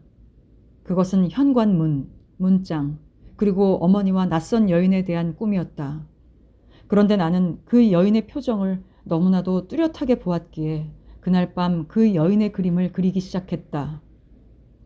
15분 동안 꿈을 꾼 듯 무의식적으로 그림을 그렸다. 그 그림은 며칠 후에 완성이 되었는데 나는 그것을 밤이면 내 방에다 붙이고 탁상용 등잔을 그 앞에다 옮겨 놓는다. 그리고 마치 유령과 맞서 결판이 날 때까지 싸움이라도 하듯이 그 그림 앞에 서 있었다. 그것은 전날의 얼굴, 즉 데미안의 얼굴과 닮았고 몇 군데의 표정은 나 자신과도 닮았다. 한쪽 눈은 눈에 띄게 다른 눈보다 위에 있었고 눈초리는 숙명으로 넘쳐서 나를 젖혀놓고 골똘히 응시하는 것이었다. 나는 그 앞에 서 있었다. 그러자 내적인 긴장감으로 가슴속까지 냉랭해지는 것이었다. 나는 그 그림한테 질문을 던지고 하소연도 하고 애무도 했으며 그 그림에 기도도 드렸다. 나는 그것을 어머니라 불렀고 창부, 매춘부라고도 불렀다. 또 아프락사스라고도 불렀다. 그러자 피스토리우스의 말이 아니면 데미안의 말이었던가 언뜻 머리에 떠올랐다. 그 말을 들었는지 기억엔 없지만 나는 그 말을 다시 듣고 있는 것 같은 기분이었다. 그것은 야곱과 신의 천사와의 싸움에 관한 이야기로 그대가 나를 축복하지 않는다면 내 그대를 놓아주지 않으오리다 라는 구절이었다. 그려놓은 얼굴은 등잔불 빛을 받아 볼 때마다 변화를 일으켰다. 그것은 훤히 빛을 내기도 하고 어둡게 보이기도 했다. 생기가 없는 눈에 파리한 눈꺼풀을 감았다 떴다 했으며 가끔 타는 듯한 시선을 빛내곤 했다. 그것은 여자이기도 했고 남자이기도 했다. 또 소년이기도 갓난애 혹은 짐승이기도 했다. 얼룩처럼 번지기도 했다가 다시 커지며 분명해지기도 했다. 결국 나는 내심의 부르짖음을 따라서 눈을 감았다. 그러자 그 그림은 나의 내부에서 한층 더 강렬하고 억세게 비치는 것이었다. 나는 그 앞에 무릎을 꿇으려고 했다. 그러나 그것은 너무나도 나의 내부 깊숙이 들어있어서 마치 그것이 완전히 나 자신이 되어버리기라도 한 듯 이제 그것을 내게서 분리시킬 수가 없었다. 그러자 나는 이른 봄에 폭풍우 속에서나 나는 듯한 어둡고도 무겁게 끓어오르는 소리를 들었다. 그리고 형언할 수 없는 불안과 새로운 감정에 와들와들 떨었다. 별들이 내 앞에서 번쩍하더니 꺼졌다. 내 기억은 처음으로 잊어버렸던 유년 시절, 아니 태고의 존재와 생성의 첫 단계에 이르기까지 되돌아가고 내 곁을 밀물처럼 흘러갔다. 그러나 그렇게 내 생활의 비밀에 이르기까지 모조리 되풀이하는 듯 보였던 추억은 어제와 오늘로서 끝나지 않고 더욱 내달아 미래를 반영시켰으며 오늘의 나를 잡아채서 새로운 삶의 형식으로 끌고 갔다. 그 형식의 모습은 굉장히 밝고 눈이 부셨으나 후에 가서 나는 그것을 제대로 기억할 수가 없었다. 나는 밤중에 깊은 잠에서 깨어나 옷을 입은 채 자리 위에 비스듬히 누워 있었던 것이다. 나는 불을 켜고 중대한 것을 생각해야 될 것 같은 기분이었다. 몇 시간 전의 일에 대해서 전혀 아는 것이 없었다. 불을 켜자 점차 기억이 되살아났다. 나는 그 그림을 찾았다. 그것은 이미 벽에 걸려 있지 않았다. 책상 위에 놓여 있지도 않았다. 그러나 희미하게나마 내가 그것을 태워버린 것이 생각났다. 아니면 내가 그것을 손에다 올려놓고 태운 다음 그 재를 먹었던 것은 꿈이었던가? 찌르는 듯하고 거대한 불안이 나를 몰아댔다. 나는 모자를 쓰고 마치 강요라도 당한 듯 골목길을 걸었으며 비바람에 날리듯 거리와 광장을 달리고 또 달렸다. 내 친구의 그 교회 앞에서 귀를 기울여 보고 무엇을 찾아내야 되는지도 모르면서 어둠의 충동에 못 이겨 찾고 또 찾았다. 나는 창부들의 집이 즐비한 교회를 지났다. 그곳에는 아직도 여기저기 불빛이 있었다. 저 멀리 외곽지대에는 신축 가옥과 벽돌이 쌓여 있는 것이 보였고 일부는 회색빛 눈으로 덮여 있었다. 내가 몽유병자처럼 알지 못할 압박으로 그 황무지를 헤매고 있을 때 불현듯 내 머리에는 고향의 교회에 있던 신축 가옥이 떠올랐다. 그것은 언제나 나를 괴롭혔던 크로모가 최초의 청산을 하기 위해서 나를 끌고 들어갔던 집이었다. 그런 비슷한 집 한 채가 잿빛 어둠 속에 지금 서 있는 것이다. 시커먼 문이 나를 향하여 입을 벌리고 있었다. 나는 비켜가려고 했지만 들어가고 싶은 충동을 억제하지 못하고 모래와 자갈에 채여 비칠거리면서도 그 안으로 끌려 들어갔다. 판자와 깨진 벽돌을 넘어 그 희미한 집 안으로 들어갔다. 습기 찬 냉기와 돌냄새가 음산하게 코를 찔렀다. 모래 한 무더기가 환한 잿빛 얼룩처럼 그곳에 있었을 뿐 그 밖에는 모든 게 깜깜했다. 그 순간 깜짝 놀란 듯한 목소리가 나를 불렀던 것이다. 아니, 싱클레어, 어디서 오는 거지? 그리고 내 곁에 어둠 속에서 한 사람이, 작고 여윈 청년이 유령처럼 일어섰던 것이었다. 나는 그가 학교 친구인 크나우어라는 것을 곧 알아차렸다. 하지만 나는 아직도 머리칼이 곤두선체였다. 어떻게 여길 왔지? 흥분한 나머지 얼떨떨한 듯 그는 물었다. 어떻게 나를 찾아냈지? 나는 이해가 가지 않았다. 난 자네를 찾은 게 아닐세. 나도 얼떨떨해서 말했다. 말하기조차 힘들었다. 무겁고 마치 죽은 듯이 얼어붙은 입술은 간신히 움직여졌다. 그는 나를 뚫어지게 쳐다보았다. 찾은 게 아니라고? 아니야. 끌린 듯 온 걸세. 자네가 나를 불렀었나? 틀림없이 자네가 불렀지. 도대체 여기서 뭘 하고 있나? 이 밤중에 말일세. 그는 야윈 두 팔로 발작이라도 하듯 나를 끌어안았다. 그래, 밤이지. 곧 아침이 올 거야. 오, 싱클레어, 넌 나를 잊지 않았구나. 너는 나를 용서해 줄 테지? 무얼 말인가? 아, 나는 정말 추악한 놈이야. 그때야 비로소 우리의 대화가 생각이 났다. 그것은 닷새 전의 일이었을까? 내게는 벌써 한평생이 흐른 것 같은 기분이었다. 하지만 이제 나는 불현듯 모든 것을 깨닫게 되었다. 우리들 사이에 일어난 일뿐만 아니라 내가 왜 이곳에 왔으며 크나우어가 이런 외딴 곳에서 무엇을 하려고 했던가를. 그럼 자네는 자살을 할 생각이었군, 크나우어. 그는 냉기와 공포로 와들와들 떨고 있었다. 그럴 생각이었지. 내가 해낼 수 있을진 모르지만 말일세. 난 아침까지 기다릴 작정이었지.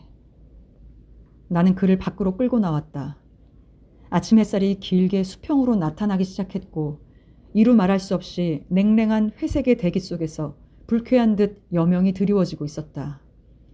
나는 친구의 팔을 끼고 상당히 먼 데까지 끌고 갔고 또 이런 말을 부지중에 했다. 이젠 집으로 가게. 그리고 아무에게나 말하지 말게. 자네는 그릇된 길을 걸었던 거야. 그릇된 길을 말이야. 우린 자네가 생각한 것처럼 모두 되지는 않을세. 우리는 갖가지 신을 만들어내고 그것들과 싸우고 있는 것일세. 그리고 신들은 우리를 축복해주는 것이네. 아무 말도 없이 우리는 걸어가다가 헤어졌다. 집에 돌아오니 날이 밝았다. 성 XXC 시절에 가장 좋았던 시간은 피스토리우스와 함께 오르간 옆에서 혹은 벽난로의 불 앞에서 보낸 시간이었다. 우리는 아프락삭스에 관한 히라버의 원서를 함께 읽었다. 그는 베다에서 번역된 몇 구절을 내게 읽어주었다. 그리고 내게 거룩한 옴을 불러내는 법을 가르쳐주기도 했다.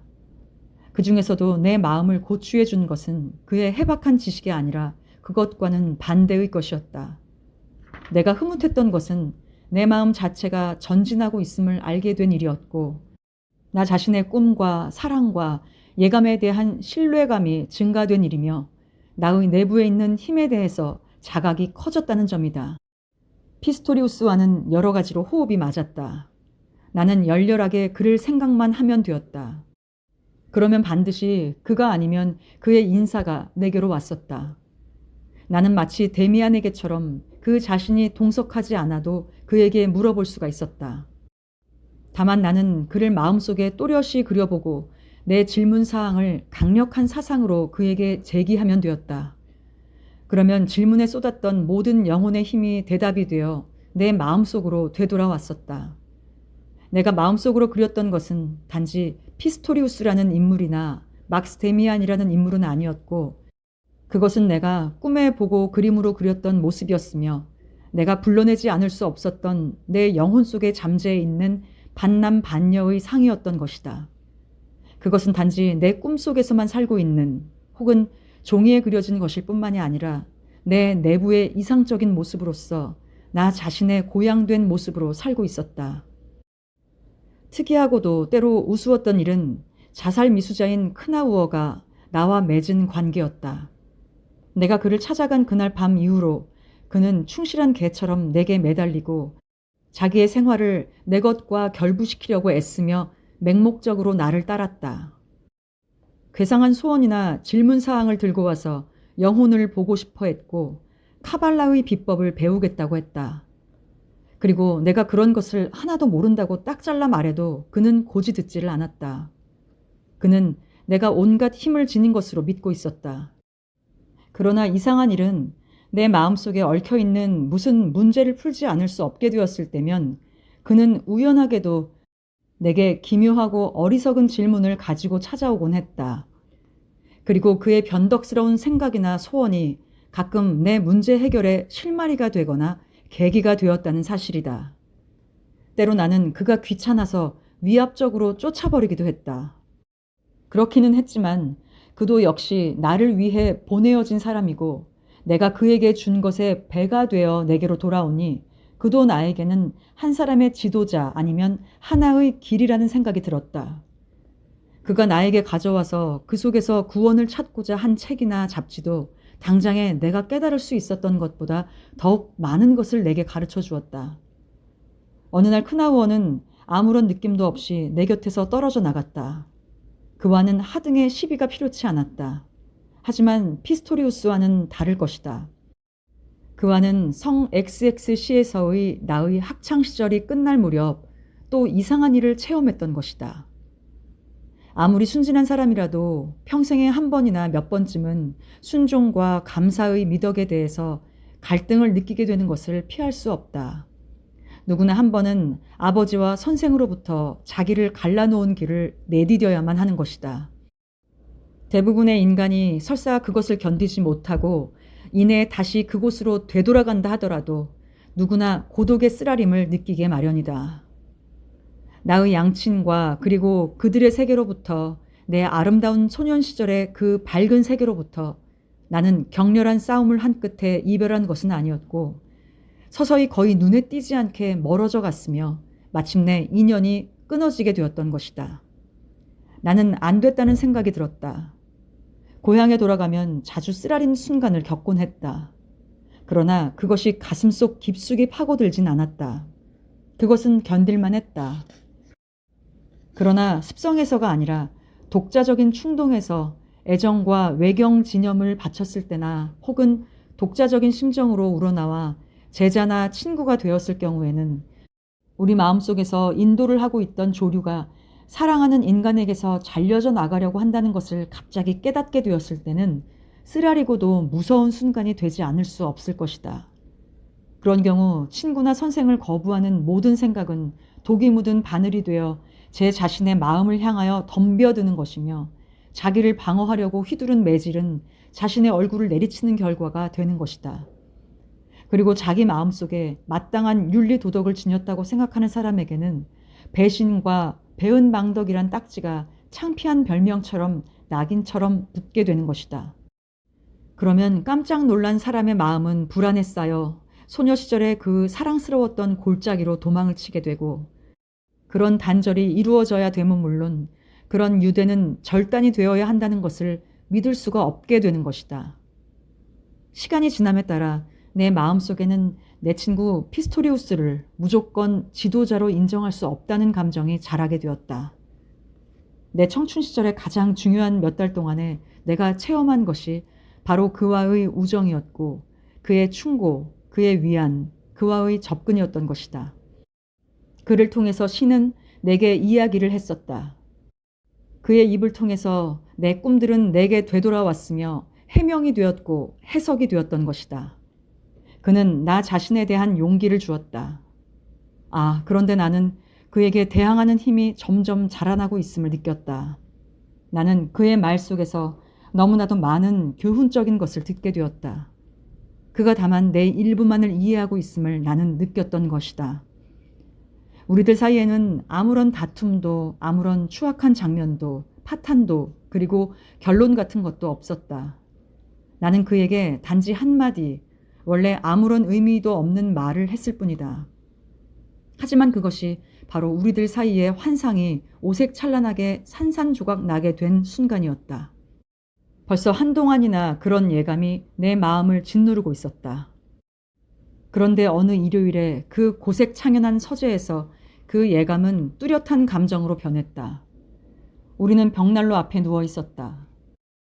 그리고 그는 자기가 연구하고 명상한 그 미래의 가능성에 대해 그를 사로잡았던 신비적인 것들과 종교적인 형식에 대해서 이야기를 하고 있었다. 그러나 내게는 그 모든 이야기가 생활을 위한 중요한 것이라기보다는 오히려 기이하고 흥미의 대상으로서 느껴졌다. 내게는 그의 말이 박식하다는 인상을 풍겼을 뿐이었고, 그리고 그에게서는 과거의 폐허 밑에서 고달픈 탐구를 하고 있다는 인상을 받았을 뿐이다. 그래서 나는 갑자기 그 모든 태도에 대해서, 그 모든 신비적인 것과 추앙심에 대해서, 전례의 종교 형식에 대한 모자이크적인 유희에 대해서 반발심을 느꼈다. 피스토리오스 하고 나는 스스로 생각해도 놀라울 만큼 악의에 가득 찬 북받치는 감정으로 이렇게 말했다. 당신이 밤에 꾼 꿈, 실제로 꾼 꿈 이야기나 다시 해주시구려. 당신이 지금 얘기하고 있는 것은 너무도 지독하게 고리타분하단 말이오. 그는 내가 그런 투로 얘기하는 것을 한 번도 들어본 일이 없었다. 그리고 그 순간 내가 그의 심장에 명중시킨 화살은 바로 그 자신의 무기고에서 얻은 것이었다는 것을, 그가 풍자적인 투로 가끔 표명하는 것을 들은 적이 있지만 그런 자기 비난을 내가 지금 더욱 날카로운 형식으로 다듬어서 쏘았다는 것을 창피하고 놀라운 기분으로 느꼈을 것이다. 그는 그것을 순간적으로 느꼈고 곧 조용해졌다. 나는 가슴에 불안을 안고 그를 바라보았으며 그가 무섭게 창백해지는 것을 느꼈다. 길고 무거운 침묵이 흘렀다. 그는 새 장작을 불 속에 던져놓고 조용히 말을 꺼냈다. 당신이 옳소. 싱클레어, 당신은 영리한 친구요. 이젠 그런 고색창연한 것으로 당신을 괴롭히진 않겠소. 그는 아주 침착하게 말했다. 그렇지만 나는 그가 입은 상처의 고통을 잘 알 수 있었다. 나는 그에게 무슨 짓을 저질렀단 말인가. 나는 눈물이 쏟아질 것 같았다. 나는 진심으로 그에게 용서를 빌고 나의 애정과 감사를 정답게 보내고 싶었다. 감격적인 말이 머리에 떠올랐다. 그러나 그것을 말할 수 없었다. 나는 누운 채 불만 들여다보고 아무 말도 하지 않았다. 그도 아무 말이 없었다. 그렇게 우리들은 누워있기만 했다. 불은 다 타서 사그라져 갔다. 그리고 불꽃이 사그라져 갈 때마다 나는 다시는 돌이킬 수 없는 무언가 아름다운 것과 정다운 것이 식어가고 사라져버리는 것을 느꼈다. 당신이 저를 오해하셨는지 염려됩니다. 나는 이윽고 밀려드는 압박감에 메마르고 쉰 목소리로 말을 했다. 어리석고 무의미한 말이 마치 신문소설을 읽는 것처럼 기계적으로 입술에서 나왔다. 아니요. 난 당신을 제대로 이해하고 있어요. 피스토리우스는 나지막하게 말했다. 물론 당신이 옳았소. 그는 잠시 멈추었다가 천천히 다시 계속했다. 한 인간이 다른 인간에 대해서 이해할 수 있는 한에서 말이오. 아니, 아니, 제가 틀렸어요. 하고 내 마음속에서는 외치고 있었다. 그러나 아무 말도 나오지가 않았다. 나의 짤막한 한마디의 말이 그의 본질적인 약점과 그의 상처의 치부를 꼬집어 뜯었다는 것을 알고 있었기 때문이다. 나는 그 자신도 미심쩍게 생각했음에 틀림없는 점을 건드렸던 것이다. 그의 이념은 고색창연하고 그는 퇴보적인 탐구자였으며 낭만주의자였던 것이다. 그러자 갑자기 그가 내게 의미했고 부여했던 그 모든 것이 그 자신에게는 의미가 될 수 없었고 줄 수도 없었다는 생각이 불현듯 떠올랐다. 그는 지도자인 자신마저도 뛰어넘고 내버리지 않을 수 없는 그런 길로 나를 인도했었다. 아, 나는 그때 얼마나 바랐던가. 그가 화를 내며 변명을 하고 내게 호통쳐 주기를. 그러나 그는 그런 것은 전혀 하지 않았다. 그 모든 행동을 나는 내 심중으로 하지 않으면 안 되었다. 만약 될 수만 있었으면 그는 미소까지도 지었을 것이다. 그가 미소조차 지을 수 없었음은 내가 그에게 얼마나 심한 충격을 주었는지를 잘 이해할 수가 있었다.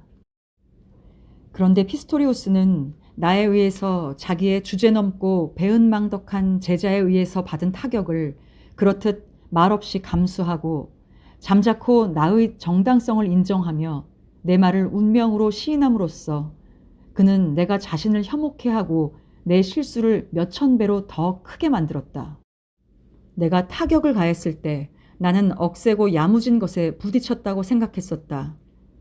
그런데 그것은 조용하고 참을성 있는 인간이었고 묵묵히 항복하는 무방비의 인간이었던 것이다.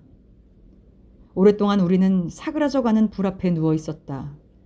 그 속에서 타오르는 모든 형상과 오그라드는 모든 나무 덩쿨이 내 기억 속에 행복하고 아름답고 풍성했던 순간을 불러일으켜 주었고 피스토리우스에 대한 내 의무감이 부족했다는 죄책감이 점점 크게 쌓였다. 마침내 나는 그것을 더 참을 수가 없어서 그곳을 나와버렸다. 한참 동안 나는 그의 방문 앞에 서 있었다. 그리고 컴컴한 바깥의 계단 위에 서서 행여 그가 쫓아나오지나 않을까 하고 기다리고 있었다. 밖으로 나온 나는 몇 시간이고 시내와 교회의 공원과 숲속을 헤매고 다녔었다. 그리고 그날 저녁 때 나는 처음으로 내 이마 위에 카인의 표지가 찍힌 것을 느꼈다. 나는 점차적으로 반성할 수 있는 시간을 갖게 되었다. 내 생각은 모두가 자신을 탓하고 피스토리우스를 옹호하고자 하는 의도를 갖고 있었다. 그러나 만사는 반대의 결과로 끝을 맺었다. 나는 1000번 만번 경솔했던 내 말을 후회하고 철회할 용의가 있었다. 여기서 철회는 일단 낸 것이나 보낸 것을 도로 거두어 드림. 그러나 그것은 어쩔 수 없는 사실이었다. 그제야 나는 피스토리우스를 이해할 수 있게 되었고 그의 모든 꿈을 내 앞에 구축할 수가 있게 되었다. 그 꿈은 설교사가 되는 것이었고 새로운 종교를 선도하여 영혼의 앙양과 사랑과 예배에다 새로운 형식을 부여하고 새로운 상징을 이룩하자는 것이었다. 여기서 앙양이란 높이 쳐들어 드러냄. 그러나 그것은 그의 사명에는 어울리지가 않았다. 그는 이미 존재했던 일에 지나치게 망설였고 정확히 옛날 것을 알았다. 그리고 이집트에 대해서 인도와 미트라스와 아프락삭스에 대해서도 지나치게 많이 알고 있었다. 그의 사랑은 이미 보아온 이 세상의 형상과 결부되어 있었다. 그러면서도 그의 마음속 깊은 데서의 새로운 것이란 이채롭고 경이로운 것이며 신선한 대지에서 솟아나온 것이지 결코 박물관의 수집품이나 도서관에서 찾아내와서는 안 된다는 것도 스스로 알고 있었다. 그의 구실은 아마 그가 내게 했듯이 인간이 자기 자신으로 가는 것을 도와주는 데에 있었는지도 모르겠다. 그리고 그들에게 완전히 새로운 것, 즉 새로운 신을 주는 일은 그의 직책이 아니었던 것이다. 그런데 여기서는 누구에게나 자기의 직책이 있다. 하지만 누구에게도 그것을 스스로 선택하고 변경하고 마음대로 관리할 수 있는 직책은 없다는 인식이 불현듯 날카로운 불꽃처럼 나를 불살랐다. 새로운 신을 원했다는 것은 그릇된 일이었다. 이 세계에다 그 무엇인가를 주고자 했던 것은 전적으로 그릇된 짓이었다. 그것을 깨달은 인간에게는 단 한 가지 자기 자신을 찾고 자기의 내부에서 확고부동하게 되고, 그것이 어디로 가는 길이건 자기 자신의 길을 앞으로 더듬어 나가는 일 외에는 다른 직책이란 존재하지 않는다. 이런 생각이 나를 뒤흔들어 놓았다. 그리고 그것이야말로 내가 그 체험에서 얻은 열매였던 것이다. 때로 나는 미래의 형상과 더불어 희롱도 했다. 나는 내게 적합하다고 생각되는 역할을 꿈꾸어 보기도 했다. 그러나 이 모든 것은 아무것도 아니었다. 나는 시를 쓰기 위해서, 혹은 설교를 하기 위해서, 혹은 그림을 그리기 위해서 존재하는 것은 아니다. 그 모든 것은 다만 부차적으로만 나오게 되는 것뿐이다. 각자를 위한 모든 천직은 자기 자신에 도달하는 것밖에 없다. 그는 어쩌면 시인, 혹은 미치광이, 예언자, 혹은 범죄자로서 끝장에 날지도 모른다. 그것은 그의 문제는 아니다. 그렇다. 결국에 가서는 그런 일은 하지 않을 것이다. 그가 할 일은 누구의 것도 아닌 자기 자신의 운명을 발견하는 점이며, 그것을 자기의 내부에서 송두리째 그리고 완전하게 하는 일이다. 그 외의 모든 것은 의미가 없으며 빠져나가려는 시도에 지나지 않고 대중의 이상 속으로 도피하려는 행위인 동시에 수능이며 자신의 내면에 대한 공포인 것이다. 무섭고 거룩하게 그 새로운 심상이 내 앞에 떠올랐다. 몇 번이나 예감을 한 바 있고 이미 벌써 여러 번 이야기를 했을지도 모르지만 이제야 비로소 체험을 했다. 나는 자연이 던진 자식이다. 불명확한 것 속으로 어쩌면 새로운 것을 향해, 어쩌면 허물을 향해 내던져졌는지도 모르겠다. 그리고 던져진 존재를 본래의 심연에서 벗어나오게 하고 그의 의지를 내 속으로 느껴 그것을 완전히 내 것으로 만드는 일, 그것만이 나의 천직이다. 그것만이. 나는 많은 고독을 벌써 맛보았다. 지금보다 더 깊은 고독이 존재하고 거기서 벗어날 수 없음을 나는 예감했다. 나는 피스토리우스를 달래려는 시도는 하지 않았다. 우리는 여전히 친구였다. 그러나 사상은 달라졌다. 우리는 꼭 한번 그 사건에 대해서 얘기를 했을 뿐이었다. 그런 말을 한 쪽은 그였을 따름이다. 나는 설교사가 되려는 소원을 갖고 있어.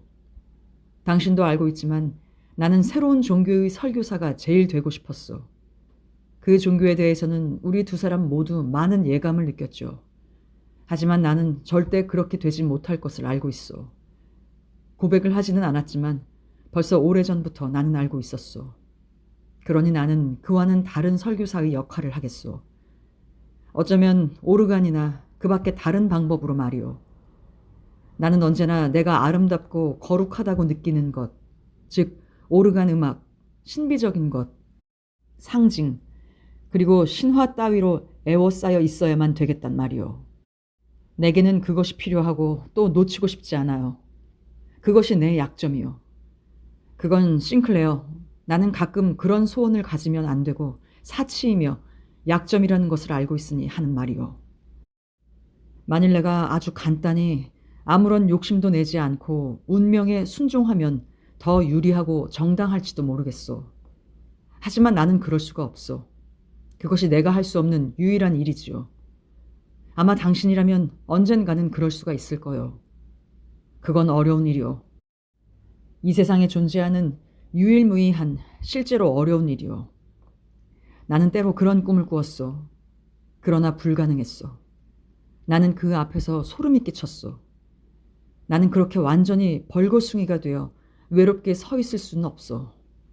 나도 별 수 없이 다소의 따뜻한 것과 먹을 것을 필요로 하고 가끔은 자기와 동류의 체온을 가까이 느끼고 싶어하는 불쌍하고 연약한 자란 말이오. 정말 자기의 운명 이외에 전혀 아무것도 원하지 않는 인간이라면 이미 자기의 동료란 있을 수 없죠. 그 인간은 아주 고독하고 그 주변에는 냉랭한 세계밖에 없을 것이오. 당신도 알겠지만 겟세마네의 정원에서 그리스도가 꼭 그랬었소. 흔연히 십자가에 못 박힌 순교자도 있었지만 하지만 그들 역시 영웅은 아니었고 완전히 자유로운 생각을 가진 것도 아니었다오. 여기서 흔연히란 기쁘거나 반가워 기분이 좋게. 그들도 역시 자기들이 좋아했고 정들었던 것을 원했었소. 그들은 모범상도 가졌었다오. 그저 운명만을 원하는 사람은 모범상도 이상도 없는 법이오. 아무런 사랑도 아무런 위안도 그들에겐 없었소. 원래 사람은 그런 길을 걷게 마련이오. 나나 당신 같은 사람도 사실 외롭긴 하지만 그래도 우리는 서로를 소유하고 있어. 우리는 남다르다는 것에 반항하면서도 비상한 것을 원하고 있다는데 남모르는 만족감을 느끼고 있어. 만약 사람이 그 길을 제대로 가려고 하면 그런 것마저 집어던져야 돼요. 그런 사람은 혁명가도 모범적인 인물도 순교자도 되려고 해선 안 돼요. 그것은 생각할 수도 없는 일이요. 그렇다. 생각할 수도 없는 일이다. 그러나 꿈을 꿀 수는 있었다. 그것은 짐작도 되고 예감도 되었다. 몇 번인지 아주 조용한 시간을 얻게 되었을 때 나는 다시 느껴보기도 했다. 그런 때면 나는 나의 내부를 들여다보고 내 운명의 모습이 부릅뜨고 있는 두 눈을 보기도 했다. 그 눈은 예지로 가득 찰 때도 있었고 광기로 가득 차 있을 때도 있었다. 예정으로 빛나거나 악의로 번뜩이는 때도 있었다. 그러나 다 같은 것이었다. 그것들 속에서 사람이 마음대로 선택할 수 있는 것은 하나도 없었으며 원할 수도 없었다. 오직 자기만을, 자기의 운명만을 원할 수 있을 뿐이다. 피스토리우스는 내가 그곳까지 이르는 데 잠시 동안 지도자로서 봉사를 해주었다. 그 무렵에 나는 맹목적으로 사방을 뛰어다녔다. 내 마음속에서는 풍우가 일고 모든 것이 위태로웠다. 나는 이제까지 걸어온 모든 길이 그 속으로 들어가고 가라앉아 버린 듯한 그런 심연 같은 어둠 이외에는 아무것도 볼 수가 없었다. 그리고 내 마음속에서 데미안과 닮은 지도자의 모습을 보았는데 그의 눈에는 나의 운명이 깃들어 있었다. 나는 종이를 놓고 이렇게 썼다. 한 선도자가 나를 버렸구나. 나는 완전히 어둠 속에 서 있다. 나 혼자서는 한 발자국도 걸을 수가 없다. 오, 나를 도와다오. 그것을 나는 데미안에게 보내려고 했다. 그러나 그만두었다. 그렇게 하려고 할 때마다 어리석고 무의미해 보였다. 하지만 나는 그 짤막한 기도문을 암기하고 있어서 가끔 혼자서 그것을 외워보곤 했다. 그것은 어느 때나 나를 따라다녔다. 나는 기도가 무엇인지를 짐작하기 시작했다. 나의 학창시절은 끝이 났다.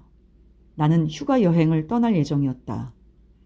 아버지가 그것을 생각해냈고 나는 여행 후에 대학에 들어가기로 되어 있었다. 무슨 과를 선택할지는 나도 모르고 있었다. 한 학기는 철학을 해도 좋게 되어 있었다. 나는 다른 어떤 학과라도 똑같이 만족했으리라.